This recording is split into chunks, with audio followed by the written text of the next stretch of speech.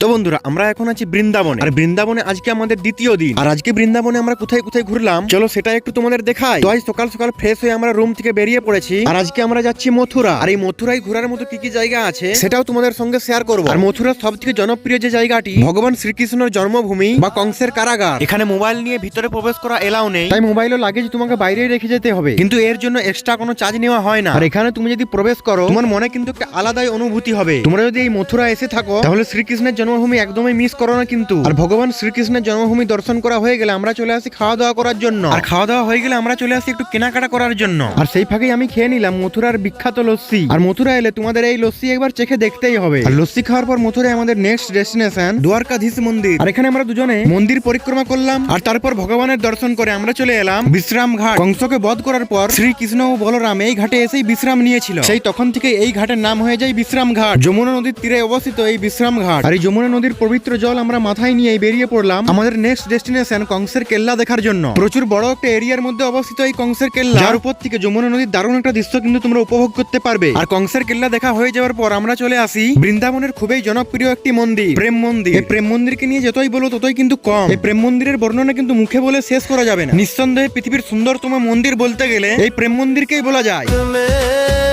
তো এখানে প্রথম দিকে তোমরা দেখতে পাবে শ্রীকৃষ্ণের ছোটবেলার যে লীলা খেলাগুলো আছে সেগুলো সুন্দরভাবে ফুটিয়ে তোলা হয়েছে। তোমরা খালি এই সৌন্দর্যগুলো একবার দেখো। আমি 100% বলে দিচ্ছি এই মন্দিরে কেউ একবার এলে তার কিন্তু ভালো লাগবে। সত্যি বলতে এই মন্দিরটা সন্ধ্যা হলে আরো বেশি সুন্দর দেখতে লাগে। আর বন্ধুরা এই মন্দিরটা কিন্তু মথুরাতে নয়, এই মন্দিরটা হচ্ছে বৃন্দাবনে। আর এটাই হচ্ছে সেই মূল মন্দির। আর মন্দিরের কারুকার্যগুলো এতটাই নিখুঁত আর এতটাই সুন্দর করা হয়েছে যে সেটা আমি ভাষায় প্রকাশ করতে পারবো না। তবে তোমরা মোবাইলে দেখে কতটা কি বুঝতে পারছো আমি জানি না। আমি নিজেই কিন্তু অবাক হয়ে গেছিলাম এই মন্দিরটির সৌন্দর্য দেখে। আর রাত্রে বেলায় কিরকম লাগে সেটা তোমরা একবার দেখে নাও মন্দির। আর সব থেকে বেশি সময় কিন্তু ছিলাম আমরা এই মন্দিরটিতে। আর তোমরা যখন যাবে এই প্রেম মন্দিরে তোমরা কিন্তু হাতে একটু বেশি করে সময় নিয়ে যাবে, কারণ এই মন্দিরটিতে একবার প্রবেশ করলে এখান থেকে কিন্তু বেরোতে মনেই চাইবে না। আর এই মন্দিরটিতে যাওয়ার সব থেকে ভালো সময় হচ্ছে বিকেল বেলা, কারণ সেই সময় তুমি দিনের বেলা ও রাতের বেলা দুটো সময় উপভোগ করতে পারবে। আর এই প্রেম মন্দির থেকে বেরিয়ে আমরা চলে আসি ইসকন মন্দিরে সন্ধ্যা আরতি দেখার জন্য। আর এই সবগুলোই কিন্তু আমরা ঘুরেছিলাম একদিনে। তো বন্ধুরা আজকের মতো ভিডিওটা আমি এখানেই রাখছি। আর ভিডিও শেষ করার আগে সবাই আমার সঙ্গে বলো রাধে রাধে।